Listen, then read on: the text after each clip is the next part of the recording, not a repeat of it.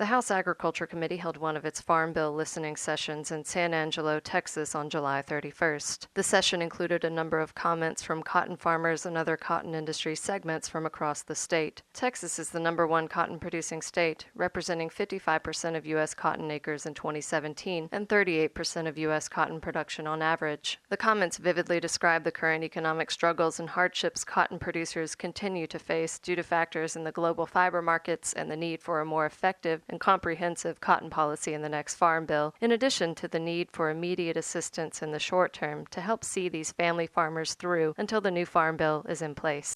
Times are tough in our area. We've got I've got a 10-year-old that he eats, breathes, and sleeps farming, and I hope that he can do it. So if there's any way, let's get Title I.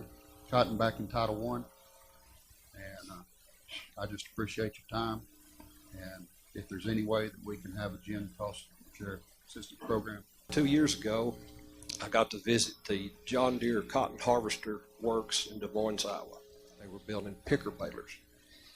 On each one is a clipboard that shows the options. It also shows the final destination of that machine. Of those 16, one was going to a dealer in Tennessee. All the rest were going to Brazil. That's a machine that a lot of guys like me would like to have, but you just can't. You know, you're talking $700,000 machines. People, it's killing us. But you've been hearing this about young farmers, and we are losing them at a rapid rate, and that's serious. But after, this is going to be my 4th year that I'm praying I can break even.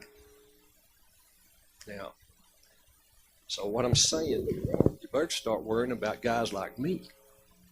So therefore, you better start worrying about the entire industry. I'm not kidding you. Our backs are to the wall. This thing is serious. You know, I had to pay $440 for a sack of cottonseed this year. And gentlemen, with 60-cent cotton, that's just not going to work. We have got to have some help. In my hometown of Brownfield, Texas, I have 5 young growers that have went out of business in the last 3 years because of mainly being cotton growers, and they financially cannot get loans. They don't cash flow, and it's a very severe issue in our county and in West Texas and in the whole country. I'm Julie Davis Holliday, a 4th-generation farmer. My husband, daughter, and I produce cotton and peanuts on 10,000 acres of family-owned and rented land in Dawson and Martin counties on the South Plains of Texas. Our direct farm inputs support the local, national, and multinational companies which have a profitable impact for many far beyond those of us in the fields of West Texas. With the minimal federal support, producers and rural communities multiply the impact of federal dollars to develop thriving local economies and community support systems. After 30 years of steady investment in and expansion of our operation, the safety net for cotton has been completely dismantled by negotiations beyond our control. Prices have declined while other countries have increased their subsidies at multiple levels. The level of support which we seek is not a windfall, nor a guarantee of profit. It merely provides stability in the farm economy to help most operations obtain financing and manage through periods of economic stress. I'm sorry the Secretary's not here because the price of cottonseed has been announced in the Rio Grande Valley. It's $120 a ton. Last year it was $180 a ton. The year before it was $240 a ton.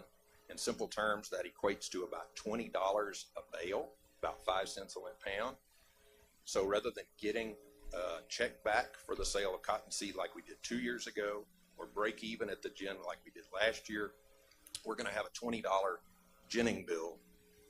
So it doesn't matter if the price goes up a little on cotton if it's all eaten up by the loss in seed, by the loss in revenue from the seed. My name is Mike Henson. I've been farming in Hockley County, Terry County, Lowell County for 38 years. I'm a 5th-generation farmer, cotton farmer mainly. You just heard the cost of equipment, the cost of inputs is skyrocketing for us. in 2014, I lacked about 50% of my loans paying out. Therefore, I had to go back and refinance every acre of land that I had, and it was all paid for, by the way. So every acre of that had to be paid for. I guess what I'm saying is, when y'all are in that room and y'all are considering and hearing these things, I want you to remember something. This is my life. My name is Eddie McBride. I'm the president and CEO of the Lubbock Chamber of Commerce, and I represent over 2,000 job creators and the 79,000 workers they employ in West Texas. Producers in Texas and across the Cotton Belt are struggling with the effects of low prices, high input cost, weak demand, and growing competition from foreign producers who are heavily subsidizing, including India and China. Increasing cost of production, combined with not only having a safety net for cotton during these low prices for both lint and seed, is seriously jeopardizing their ability to stay in business. The thousands of family farmers who grow cotton in our area are in jeopardy without the safety net provided by Title I programs and the short-term assistance from Jennings Cotton Cost Share until cotton can be added back to Title I. We respectfully urge you to take action before the entire industry is lost, and with the infrastructure and even the communities in rural areas. I'm a cotton farmer from Roscoe, Texas. I met my wife at Texas A&M, where we immediately, following graduation, moved to Memphis, Tennessee to pursue jobs in our college degrees. 3.5 years ago, we moved back to the farm to Roscoe, and we were fortunate, like most beginning farmers, that we were afforded the ability to farm through the generous sharing of knowledge and resources of my in-laws. In the beginning, our goal was simply just to make enough to get by. Speaking as a young farmer, it's absolutely necessary to include farming as a Title I commodity in the upcoming Farm Bill, as well as implement a Jennings assistance program immediately in order to provide assistance and protection from any further worsening of market conditions. These policy decisions will help ensure my family's future and keep future generations on the farm. We farm together in Fisher County, where we raise cotton, wheat, Sudan hay, grass hay, and have a cow-calf farming operation.